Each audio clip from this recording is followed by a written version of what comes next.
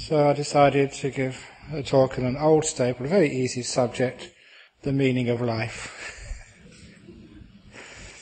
Because with a talk like that you can usually talk about anything and see what comes up. And it is important. You know that one of the reasons I give these talks, I just remembered that just before I came in there, one person just asked me, he's got lots of pains in his body, and said, what are the purpose of having these pains? Because when unpleasant things happen to you in life, especially unpleasant things, we always try and ask the question, why? Why is this happening to me? Why do I have to endure this? What, is this what life is all about? It's amazing how many people ask what is the meaning of life when life is difficult. But how many of you ask what is the meaning of life when you're having a good time? But actually both should be investigated so we can actually find out, what is the purpose of our life? Because if we don't know the purpose of our life, very often we don't live life with a purpose when we don't know a purpose. And when you don't live life with a purpose, that sometimes that we just wander around, we could live a pretty meaningless existence, and in the end we sort of get depressed and sad and think, well, what have I spent my life doing? What's the point of all of this? It's one of those questions which science can't answer, and psychology struggles to find an answer. But as religious people, we really always have some sort of answer. But some of the answers which religions give, doesn't really make much sense. And I'm more like the spiritual answers. I know that sometimes people ask me that question: is Buddhism a religion, or is it just a way of life? Is it a philosophy? And I always answer that Buddhism is a religion, especially when we're applying to the government for tax exemption. At other times it can be a philosophy or a way of life. We've got to be practical. But certainly that it goes much deeper than anything you can read in a book, and also anything which is a dogma, because that's what books are. They just tell you dogmas, things to believe. And we use those books as like maps, but remember the map is not the territory, as they say. Those books are just signposts pointing at something, and I much prefer to just to go to the territory itself and start talking about that. So like living life with some sort of meaning and some sort of purpose. Again, I remember one lady in Singapore about a month ago. She's about to get married. And you'd think that at that time in her life that she would be quite excited, but actually she was quite worried and concerned. And this was what she said: what is the purpose of life? I'm about to get married. What's the meaning of this? And I really valued her question, because it was coming at a time when she was quite happy, and she had something to look forward to. But she didn't know quite what it was she was going to look forward to. I read only a few days ago that people said that marriages are made in heaven, but then so is thunder and lightning as well. We had some this morning. But, and I said one straight answer, which was a very deep answer, but which leads on to other questions, and that's sometimes the right answer to make you look more deeply. So the purpose of life is finding the purpose of life. It is almost the purpose is actually the search to find out what this means, and that's an important part of life. Because as human beings we will always be asking that question, why, always searching, trying to find out, trying to understand. And that's such an important part of life. That is almost like a purpose, to try and find out, what is this life all about? Who are you? Why are you? And what are these emotions which run our lives? What are they? And that's heaven. But then so is thunder and lightning as well. We had some this morning. But, and I said one straight answer, which was a very deep answer, but which leads on to other questions, and that's sometimes the right answer to make you look more deeply. So the purpose of life is finding the purpose of life. It is almost the purpose is actually the search to find out what this means, and that's an important part of life. Because as human beings we will always be asking that question, why, always searching, trying to find out, trying to understand. And that's such an important part of life. That is almost like a purpose, to try and find out, what is this life all about? Who are you? Why are you? And what are these emotions which run our lives? What are they? And that's finding the purpose, searching, not becoming philosophical, because philosophical is just a game played with concepts and words, but being more experiential to find out, how you feel and what is these things. And that's actually where, like a spirituality like Buddhism is very, very strong, because, we always do want to find out. One of the great things with this part is you can ask any question whatsoever, and every question is respected, no matter how stupid you think it is. The very fact it's a question asked from a sincere place means it's respected. So we can ask questions to find out deeper answers and to find out the question why. And indeed, that one of the questions which I always remember the answer to, it wasn't my answer, it came from another monk in England who was once asked by a pair of English Buddhists. They just had their first child. And they asked the question, now we've had a son, how should we bring him up? We're both Buddhists, but we don't want to indoctrinate our child. Should we take our child to the Buddhist temple when he grows up? Or should we take him to the Buddhist temple on Saturday and the church on Sunday, the mosque on Monday, the Hindu temple on Tuesday? There's enough religions and cults actually to fill out a whole week. Actually a whole month probably. Or should we just leave him alone and not take him to any church or religion at all and just leave him to be? Is that all those alternatives don't make any sense to us. We don't want to indoctrinate our child. We don't want to confuse our child by taking him to all sorts of religions. But then again, we want to help our child. It's our duty to try and cut absolute nonsense. And sometimes it concerns me that some people who have had an education can believe such nonsense which flies completely against reason. I mean, it's dangerous when people do believe in such extreme things.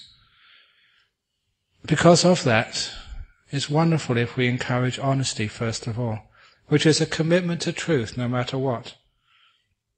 And even, the Dalai Lama was quoted as saying, he was asked that question once, if science comes along and disproves some very fundamental parts of Buddhism, what would you do? And he said, I'd give up those fundamental parts of Buddhism. And that was like an answer which is almost fundamental to Buddhism. In the sense that, truth, reality, always has to take precedence over any theory or dogma which we have. So we have to be honest to our experience and honest to truth, and even be able to discard any scriptures, any dogmas, any ideas, if it does go contrary to what is clearly the truth.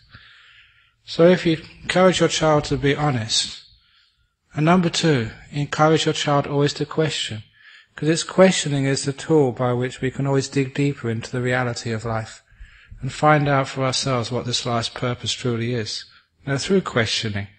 And that questioning means you cannot be lazy, because many people, they give up their questioning just because they get tired. And they say, well, this might not be the truth, but I've had enough of all this questioning. I just want to relax and take it easy. Stupidity is an option for lazy people. But really, I think many of us, they can't really just rest in their lazy stupidity for too long. Eventually, we have to sort of find some sort of truth and some sort of answer.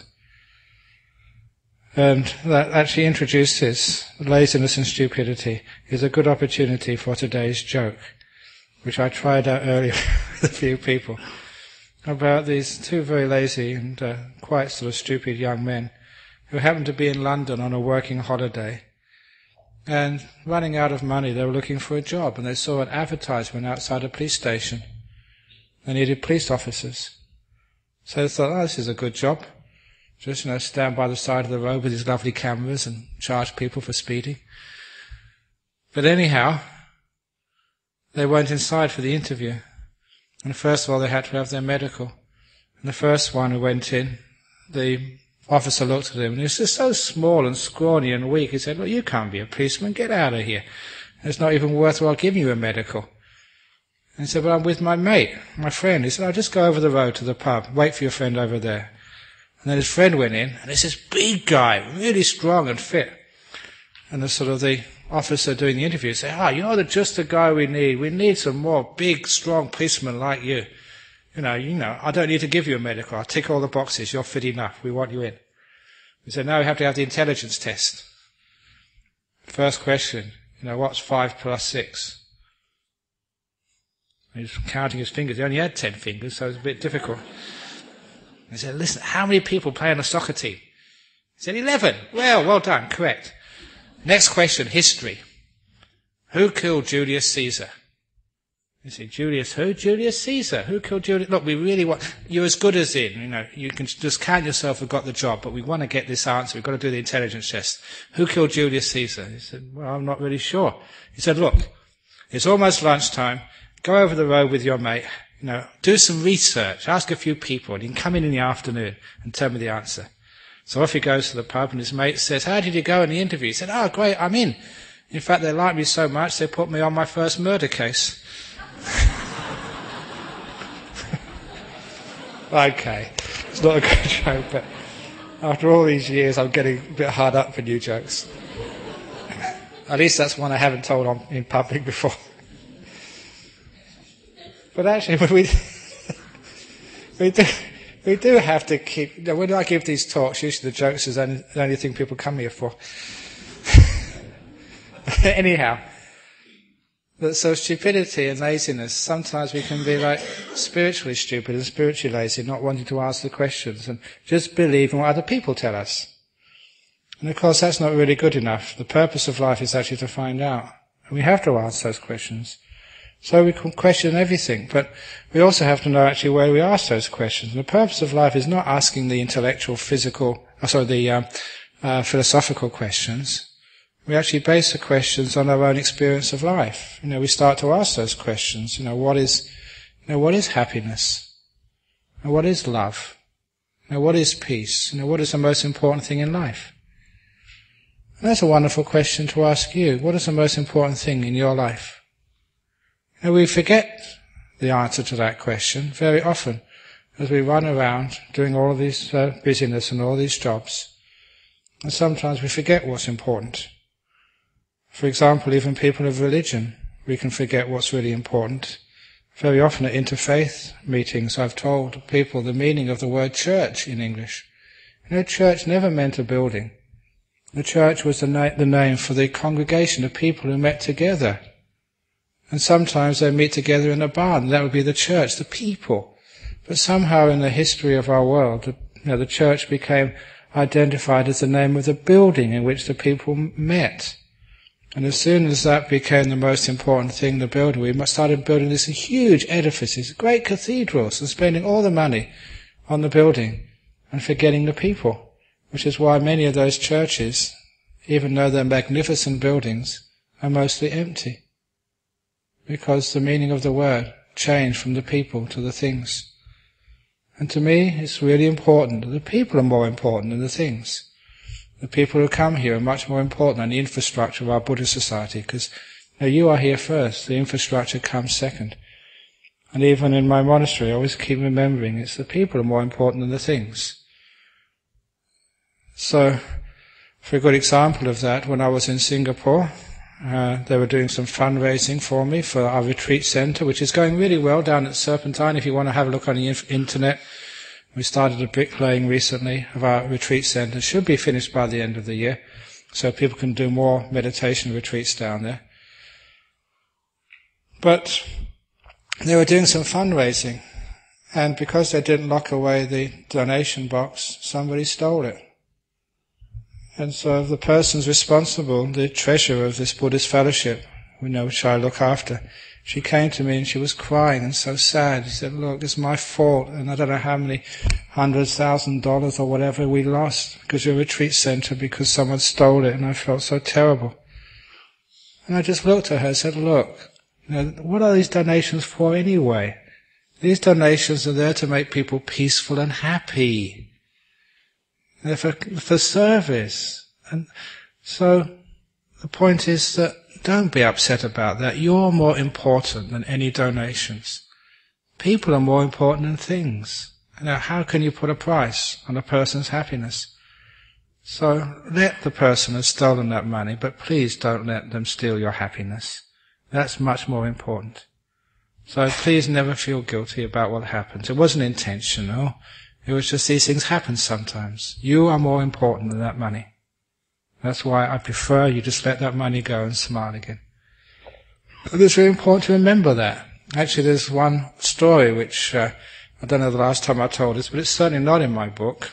If I ever write a sequel to that book, Opening the Door of Your Heart, and actually, by the way, the latest translation is in Hebrew. I just got a note the other day that someone's translating to Hebrew. I hope they also translate it to Palestinian as well, and then we got something, maybe open the door of that barrier between Palestine and Israel. But anyhow, one of those stories is a lovely story about a monk, an abbot, who was woken up in the middle of the night. There was some noise coming from the main hall. It wasn't the monks chanting. So he went to investigate. And of course he found a burglar trying to open up the donation box. And the burglar had a knife and threatened that monk. "Keep away! Otherwise I'll knife you." And the monk only said, "If you wish to open up that donation box, here's the key." And he gave him the key. And he said, "Keep away."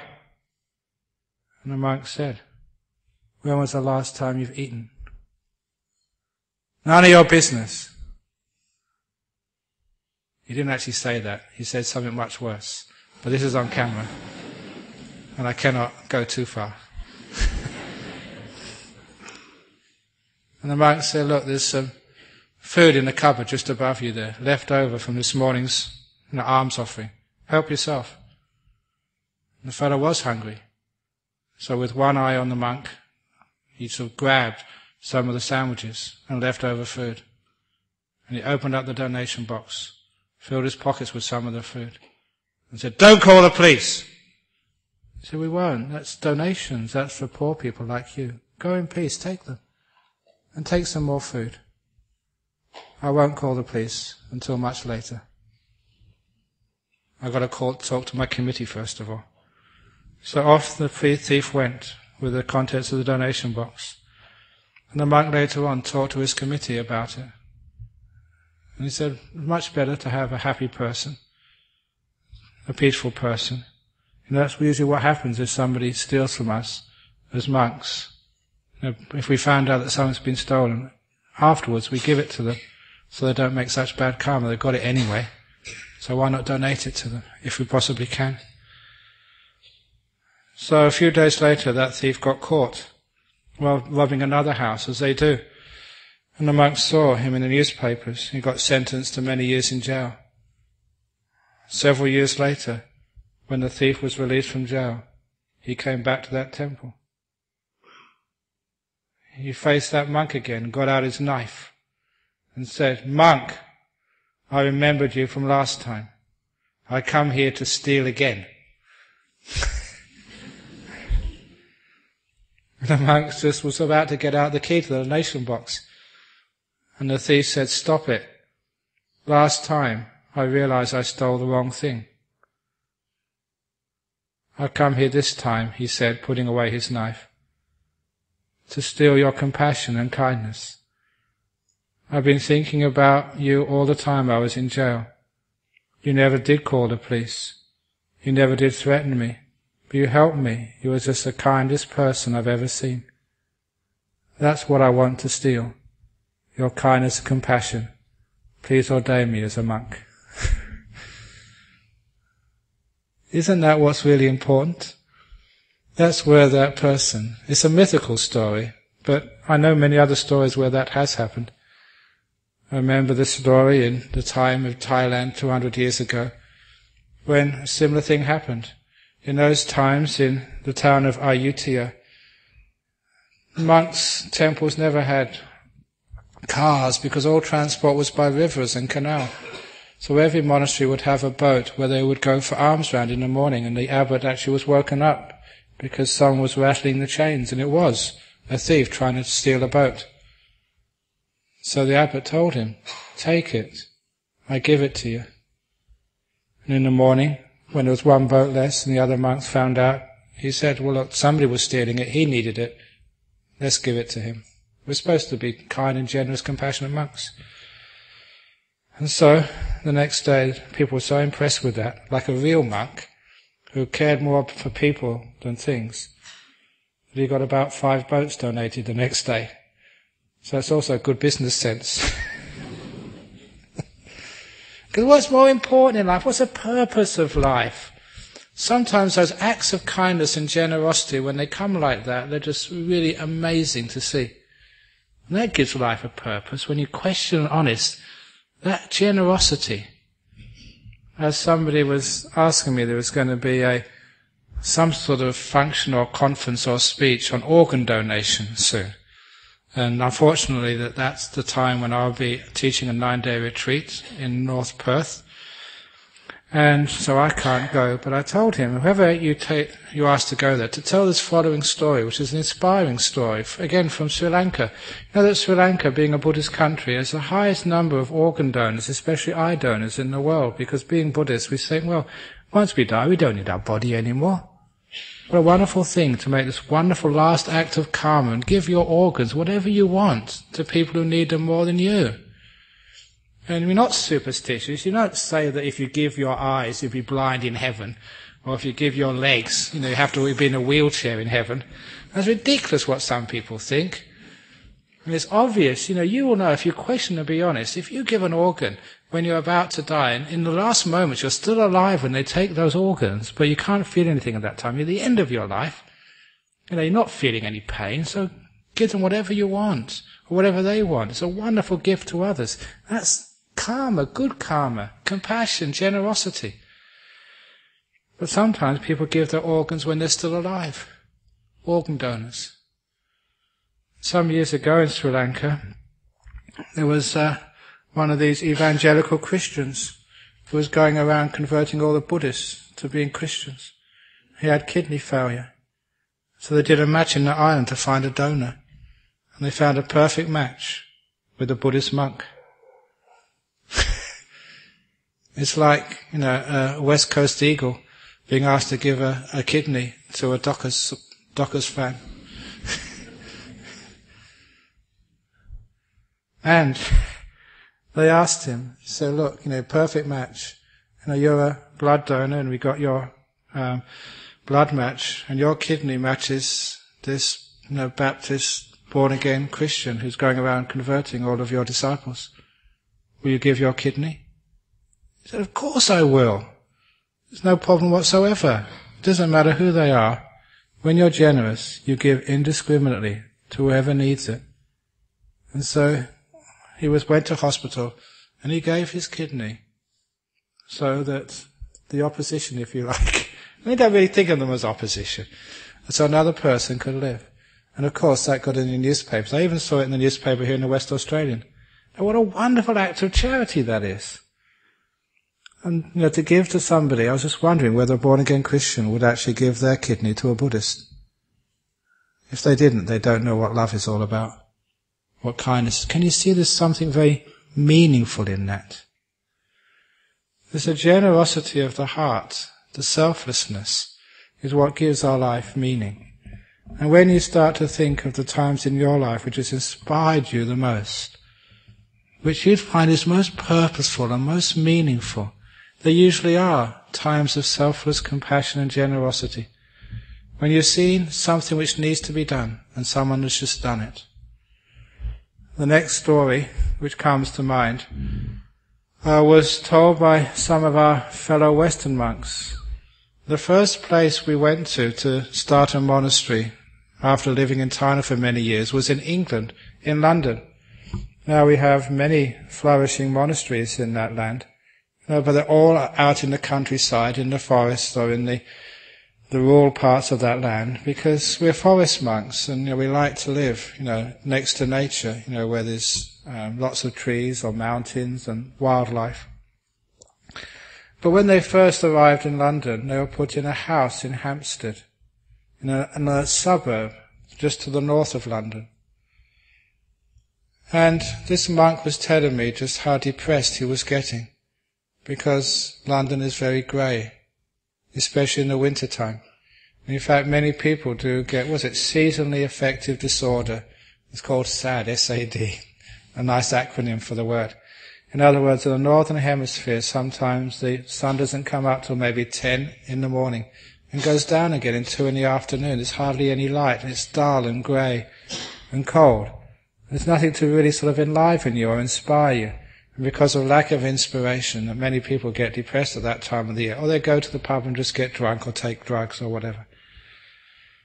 But because this monk was used to the bright forests of Thailand for many, many years, and now he was stuck in a small house, a terraced house, in London.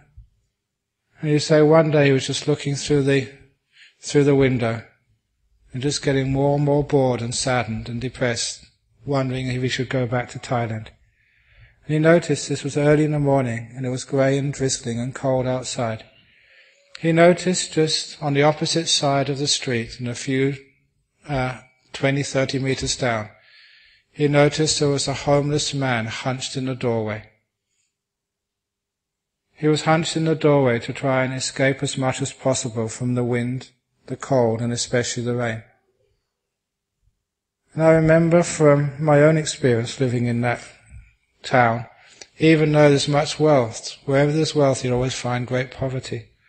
And there are people who have no place to stay.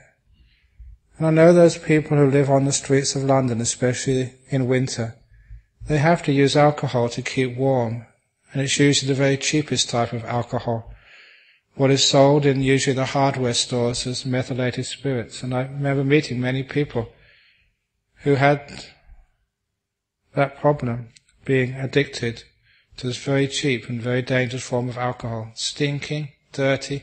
There's a particular smell I remember from my youth of these people who actually were on the streets taking methylated spirits just to keep a bit warm. And this guy was one of them. And then as this monk was watching him through the drizzling rain, he noticed walking on that side of the street, going towards the doorway where this man was hunched, was a man, well dressed, going on his way to work. This was several years ago, when people would go to work in the city of London, dressed in their uniform, which was a bowler hat, a nice suit, a briefcase, and an umbrella. It was what you see in the movies sometimes. And this was a man impeccably dressed and groomed on his way to work. And he saw this very well-dressed, clean, well-groomed businessman stop at the doorway and lean over to this poor homeless man, say a few words to him, which he could not hear, and then put his arm around this homeless guy and pick him up and take him to a cafe for breakfast. Even though he knew, as I know, the smell of that man would be on his suit. He'd be late for work. He didn't need to do that, but he did. When this monk told me that story, he said all his depression and boredom disappeared. It was as if the greyness of London suddenly disappeared, and everything was bright. When he saw an unexpected, unneeded act of kindness and compassion, which cost that businessman. Now that's a wonderful thing to see in our life. Now, those are the things which give life meaning. And I ask, have you done that? Have you stopped for someone who really needed you? It doesn't matter how busy you are. If you won't get the sack from work, and if you do get the sack from work, you shouldn't be working for such an ungrateful company. Isn't it wonderful when we can stop and help and be kind? Now that is telling you what the meaning of life is. We question and we're honest. How does that feel when you do an act of kindness like that? An act of goodness, an act of charity, an act of selflessness, something you shouldn't really be doing, but for the heck of it, or the inspiration of it, for the meaning of it, you go ahead and you do it.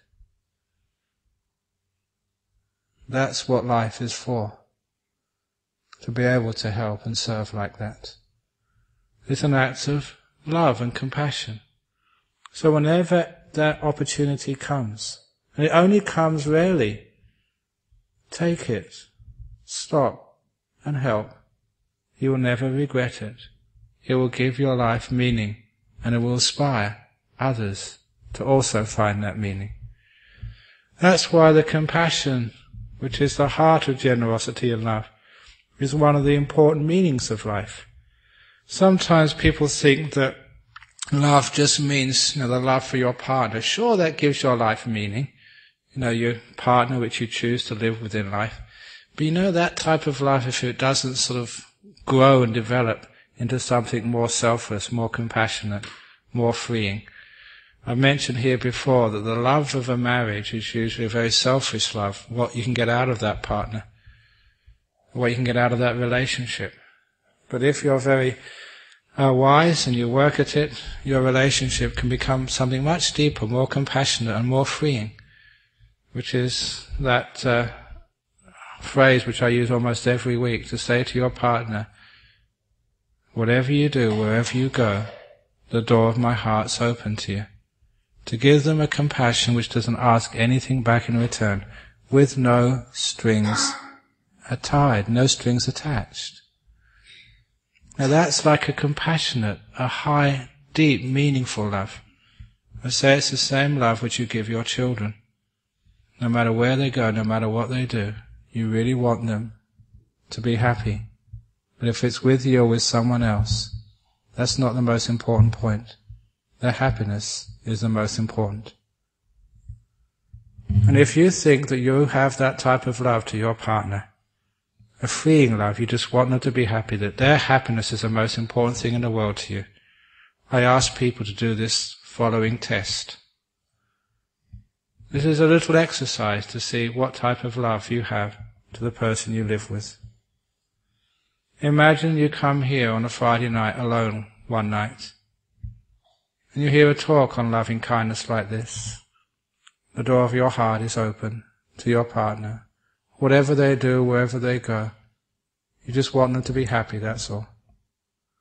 And when you go home, you find on the front door of your house or apartment there's a note waiting for you from your partner. Say, while you're at the Buddhist temple, I've run off with your best friend.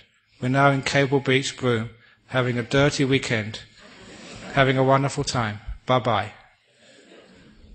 How would you feel? If you really loved your partner, you would think, oh, wonderful, tremendous, they're having such a happy time. In fact, they're having more joy with my best friend than they ever had with me. Oh, your happiness is the most important thing for me, darling.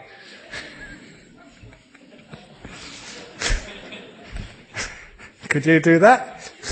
No. So really, that's not true, isn't it? Your partner's happiness is not the most important thing. But at least it's getting real, because we do have attachments and our needs. And every now and again we can go a bit deeper. And I don't know what it is, but this week we had 4 funerals to go to. And I did 2 of those funerals. And I often mention that story about opening the door of your heart. And to say one of the most meaningful things of life is when you can say to your partner just before they die, go in peace. Go with my blessing. I will miss you, but I love you so much to free you. Now that's a love which is a generous love, which is not wanting something for yourself, because it does hurt when a loved one dies, whether it's your partner, your parent, your son, your daughter, your friend. But it's a wonderful thing to see, when people have enough wisdom to understand the purpose of life is to enjoy the company of your loved ones and then let them go, to give them the ultimate gift of love, to free them. Go in peace with my blessing. I will always remember you. And I've seen moments like that, especially in funeral services or just beforehand, and those are things which I really remember as having huge purpose and meaning in life. There's something which is holy in that, really spiritual, which is religious. I find more meaning when I see moments like that than I ever do in any books or any sort of written words. This is life. This is its meaning. This is its purpose. To enjoy and let go. When we understand that, we understand that, we're here to enjoy these moments, to learn from them, and leave them alone, let them go. We do have much fun in life, but it's also, part of the purpose is also to understand the pain of life as well. Because sometimes, especially young people, they come and say it hurts so much. It hurts terribly when the person they love, they do something wrong or it breaks down.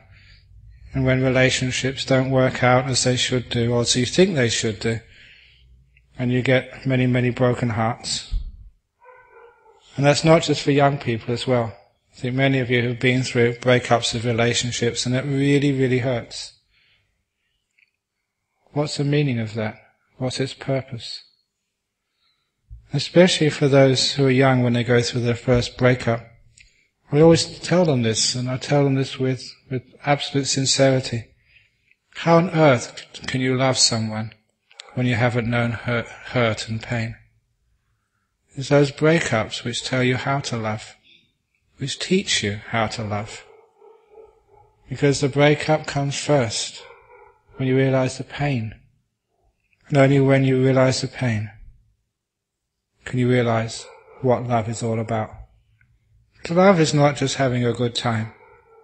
Love is about being able to embrace those difficult moments. Not just to love the nice stuff, but love the other half of life as well. That's one of the other sayings which I remember from a long ago. People say they love life, but really most of us only love and accept the good part of life, the pleasant part.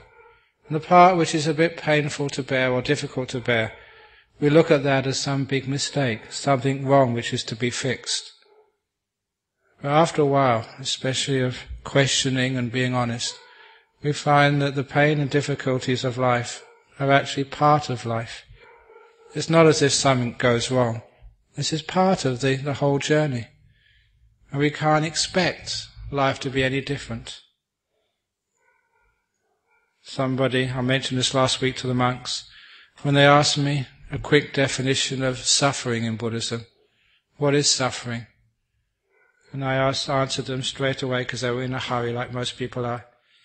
Actually, I was in a hurry as well, so I couldn't give a long explanation.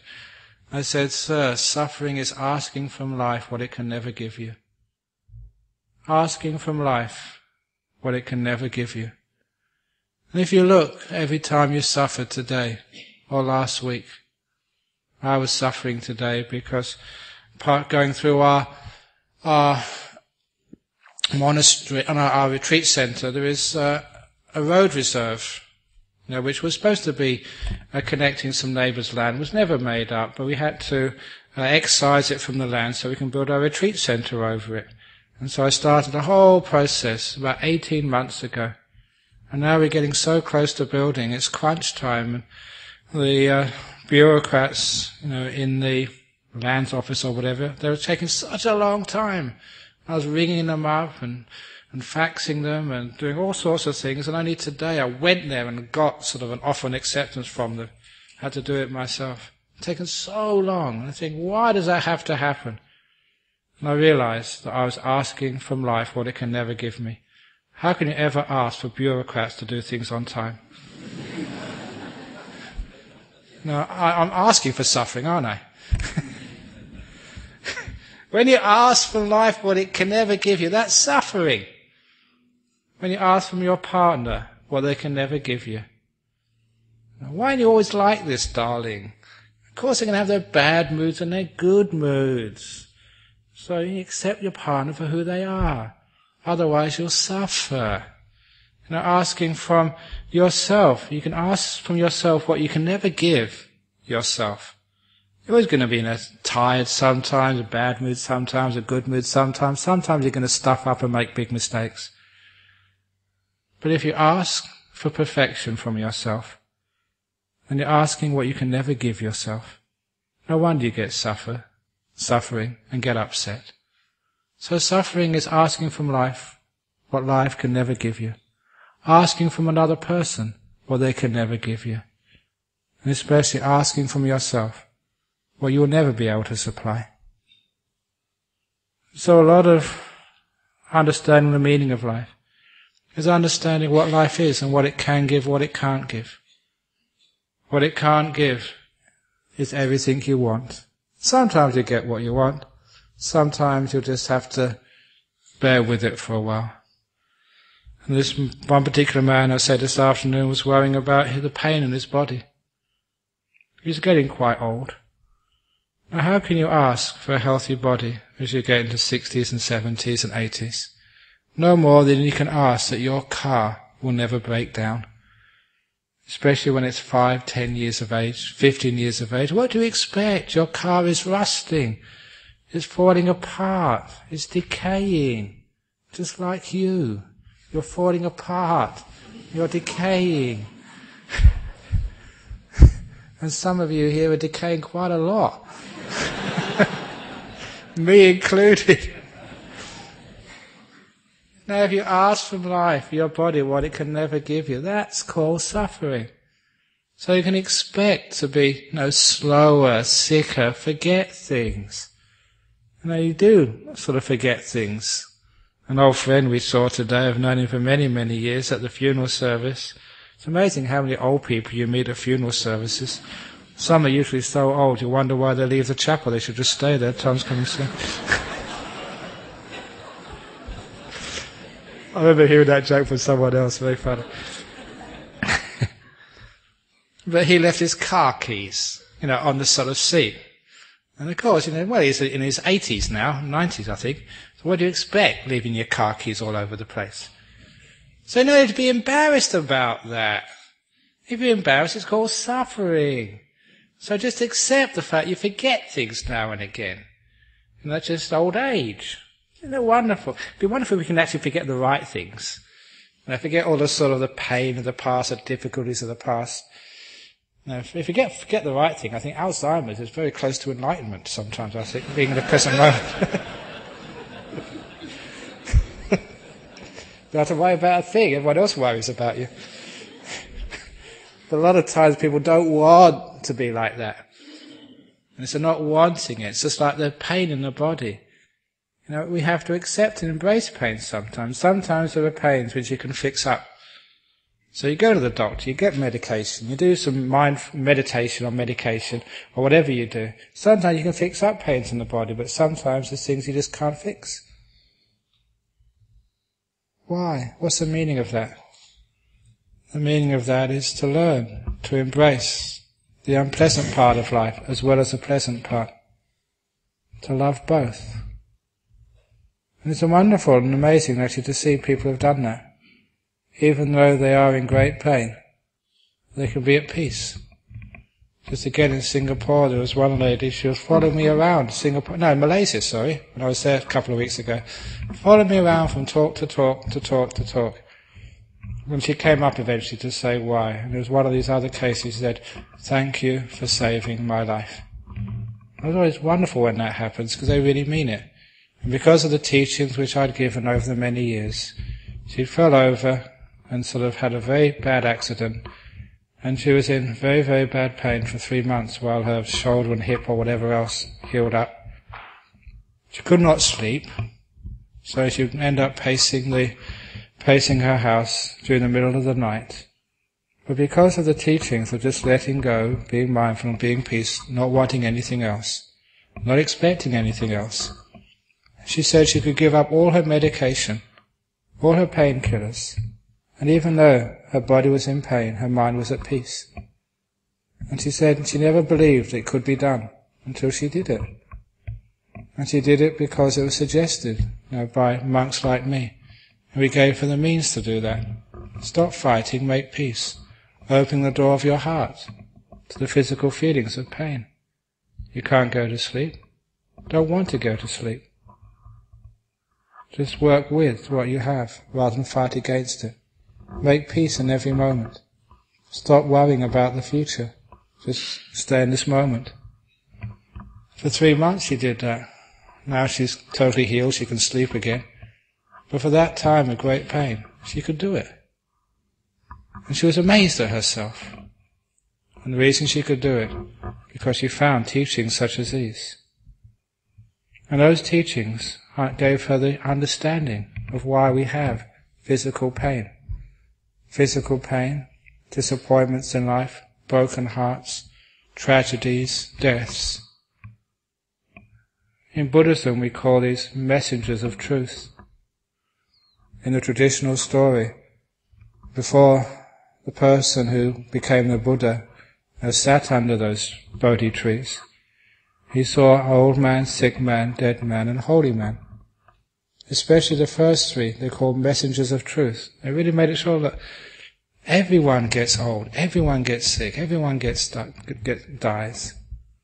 And that was really quite an important lesson for him. Know that sickness is not something which is wrong. Sickness is part of life. That old story I told here, and I know that you follow these stories because a doctor told me this. They said this person came into my room, and I told them that it was, got this disease or that disease. And the person said, "Oh, doctor, there's something right with me. I'm sick again." And he said, "I've heard that from Ajahn Brahm. You must go to Nonmai." I said, "Yeah, I go to Nonmai every week." Because that's one of my stories. The hands up, anyone here who's never been sick. Put your hand up if you've never been sick in your life. No one's got their hand up. You've all been sick from time to time. Actually, it will be quite unusual and very strange if at your age you've never had any sickness. You'd be a freak. So because everyone in this hall has been sick, sickness is normal. It's par for the course. It's usual. So why is it that when you're sick, we say, "Doctor, there's something wrong with me. I'm sick"? There's nothing wrong with being sick. There'd be something very wrong if you've never been sick. That's why I say you'd be a freak. You'd be unnatural. You'd probably be from Mars or somewhere. An alien in our midst. So because sickness is normal, sickness is okay. It's right. Which is why I told everyone who comes here, next time you go to the doctor because you've got some sort of illness, you should go to your doctor and say, "Doctor, there's something right with me. I'm sick again." Now what I'm saying there is very deep because we have this psychological negativity to some of the painful experiences of life, like sickness, or like a bad shoulder, or arthritis, or death. Or we lose our job, or we lose the loved one. Why do we have this psychological negativity? Can we actually say, "There's something wrong with me, Ajahn Brahm. My partner has left me. There's something wrong with me, I've got sacked. There's something wrong that somebody has died." Now you see that when you say there's something wrong, that gives the psychological negativity to the experience of life. Instead of learning from life, we're in denial about life, and we're missing its purpose and meaning. So when we tend to actually become real and say, this is part of life, it's not something's gone wrong. This is the life of a human being. When we understand that, we understand that yes, these are things to be accepted, to be learnt from. And what we learn from the painful part of life is how to appreciate the pleasant part, how to bear with that which is what we don't like, and learn how to be content no matter what's happening. When things are painful and difficult, when the life is black and dark, we can still have a peaceful heart. We can't control the world, but certainly we can always control the way we regard it, the way we react to it, what we think about it. The world just goes according to nature, but we can always adapt our attitude. And that's one of the wonderful things which I've learned as a monk. The purpose of life is learning what we call right view, changing our attitude to things.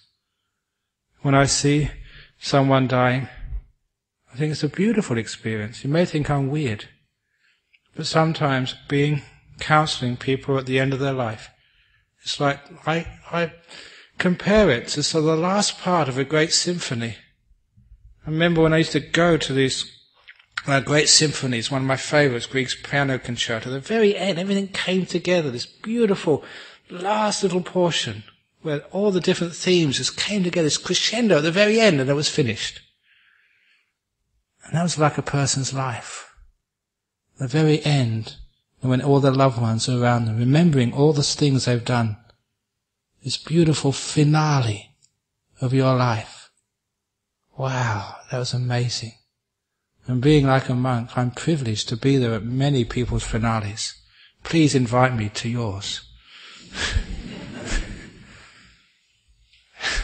And of course, afterwards, we have the funeral service. I love funeral services. I don't know why people don't like them, because people start talking, they come to my ones anyway, people start talking these amazing stories about people's lives and how much they meant. It really understands the meaning of life. Sometimes those funerals are much better than coming here on a Friday evening. In fact, I should put those funerals down in the sort of the upcoming sort of events so people can actually go to them. Take time off instead of coming here. Because there's something beautiful about that. Sometimes in the pain of life, when people are sick, sometimes it's great seeing people are really sick and just seeing what they can do with that. This inspired me so many times. People dying of cancer who smile and laugh. People in great pain who just look at you and you can see that inside they're at peace. It's amazing what I've seen, what can be done. When you understand that, you understand the purpose of life is learning about that, learning how it's done. And this is how it is done. Stop trying to change the outside. When you're sick, you have that pain, and trying to get rid of it just makes it worse. When you see someone dying, all the tears in the world will never bring them back. And sometimes when people break up in a relationship, they always say, oh, at least we can be good friends. Yeah, sure. When it's gone, it's gone. It's wonderful if we can learn how to change our attitude to some of the difficult things in life, to embrace, accept, forgive, and move on. And never carry the pain of the past, not even into the next moment, let alone into the next week. But to use that pain, that story of digging in the dog shit under your mango tree. And this is what the meaning is. To get sweet mangoes, we need heaps and heaps of dog shit. Especially here in Perth, because the soil's not that good. So the more you can actually dig under the tree, the sweeter your mangoes. And now you know what I'm talking about, the meaning of life. Those pain and difficult experiences which we all experience from time to time, that's what makes you sweet and juicy. That's why the difficulty you have in your marriage, if you know how to dig them in, rather than throw the shit at each other, dig it in under the mango tree, then you can actually get this beautiful, sweet relationship. When you know how the pain of life works, you can get incredible, powerful, beautiful compassion and wisdom. So now you know what the meaning of life is. All of these experiences you have, they're your teachers. They're showing you something, pointing at messengers of truth. And your job is to make peace with the truth of your life. Also, the happy parts of your life, make peace with those as well. Don't rush through them too fast. Just linger and taste them. When you're having a good time, well done. Please enjoy it and don't rush too far. Don't expect those happy moments to last forever. When we expect those happy moments to last forever, again we're asking something which life can never give us. Permanent happiness. When we know they're not going to last forever. When we know the relationship's never always going to be like this. The children we have are soon going to grow up and leave. Our bodies are going to get sicker and older. So when people have their birthday, I always tell them, look, you're not as young as you used to be. But you're not as old as you're going to be. So enjoy today while you still can. So when you think like that positive attitude, you're not as old as you're going to be. You're not as fit as you're going to be. You're not as clear, and you're not got as good memory as you're going to have in a few years' time. And make use of it while you have it. This is why we can enjoy this moment, when we realize it's going to pass. If you think it's going to be here forever, you don't enjoy it as much. Which is why we have this wonderful attitude even to the happy times of life. To embrace them, be at peace with them, knowing they're not going to last. That impermanence, that wisdom, that selflessness gives us a wonderful meaning. Basically, because the time is going, what we're finding is compassion and kindness, understanding what life can give us and what it can't, gives us the deepest meaning of life, which is the peace of mind. You can make peace with everything, no matter what you have to experience. And that is the greatest gift of all, to have this amazing peace, so that when life is going well, you're at peace. When life is difficult, you can even find peace there. When you've got a bad body which is really aching and in pain, you can still make peace with it. You can laugh at everything with a peaceful mind. And if you can find that peace of mind in the middle of life, and of course you can easily find peace of mind when you meditate. All of you who are meditating for half an hour, were you struggling? Why do people struggle when they're meditating? Because you're asking too much. You're asking from your meditation, from your life, what it can never give you. May I become enlightened this afternoon, please, this evening, because tomorrow I've got a busy day. Can we get enlightened now, please, please, please, please, please? In a week or two's time, I'm teaching a meditation retreat for 9 days. Fortunately, there's not a money-back guarantee. Otherwise, many people ask their money back. No, don't expect so much. Don't ask for so much from this very moment. Make peace, not war. I used to be a young hippie. I didn't take drugs, but I still had the long hair and the frayed jeans. And I used to go around in the late 60s with my fingers up like this, you remember? Make peace, not war, make peace, not war. I haven't changed. I just understand what peace is a bit more deeply. So don't make war with your life. Don't make war with your partner. Don't make war with your body if it's getting sick. Make peace. Make peace, not war. And you find you can make peace with your life, with your old age. You can even make peace with death. But don't make war with it. When you can make peace, you understand in the mind, where peace is made, is far more important than this body. You find by cultivating the mind with peace, not war, you'll find the deepest meaning of all in life. The beautiful peace of mind. Do you ever ask people to find peace of body? We never say that's an important part of life. Peace of body, what does that mean? We only say peace of mind. That's the purpose of life. To find that the purpose is gaining peace of mind. Not just in a monastery when things are going well, but find peace of mind anywhere, no matter what's happening in life. And the promise is, yes, it can be done. And there you are. You have the meaning of life. Peace of mind. Thank you.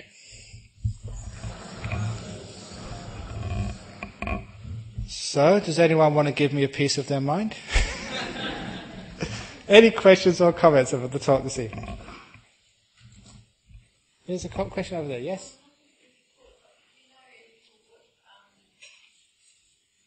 Open the door of your heart.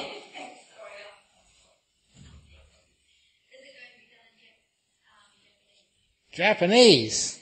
No need to, because I don't know what happens. This is that book, Open the Door of Your Heart. It's now been, if I can remember all these, it's now been translated into Indonesian, Korean, Chinese, Thai, Sri Lankan, Russian, Hebrew is the latest one, Danish, Dutch, Portuguese, German, Czech, yeah, thank you.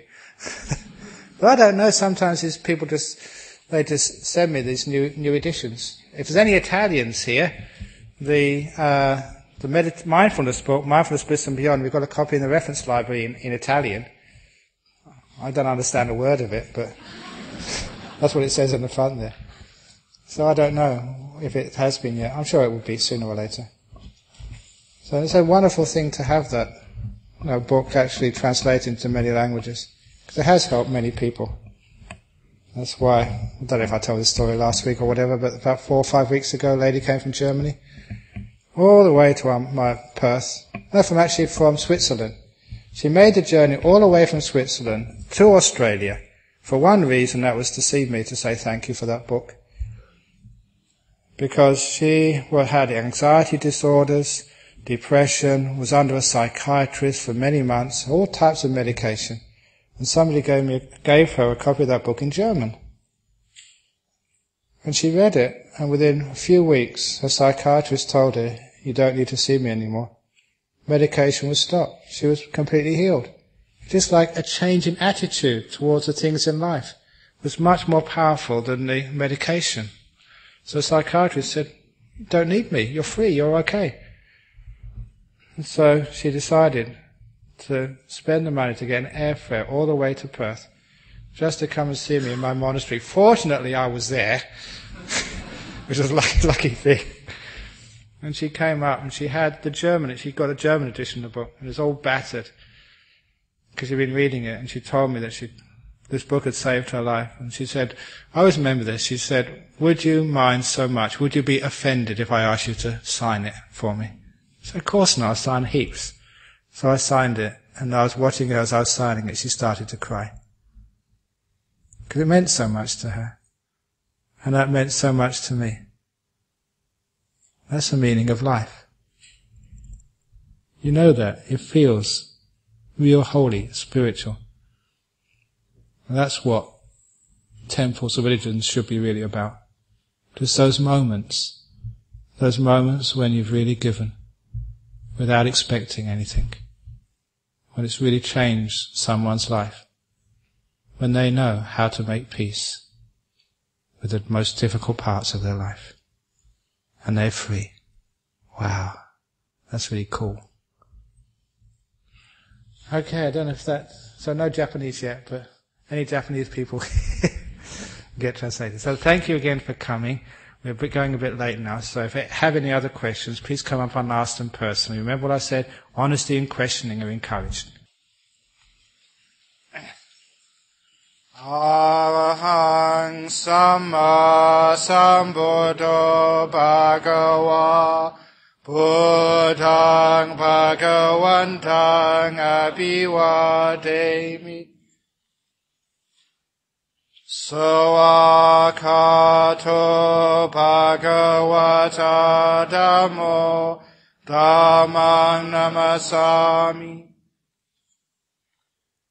Supatipano Bhagavato Sawaka Sangho Sanghang Namami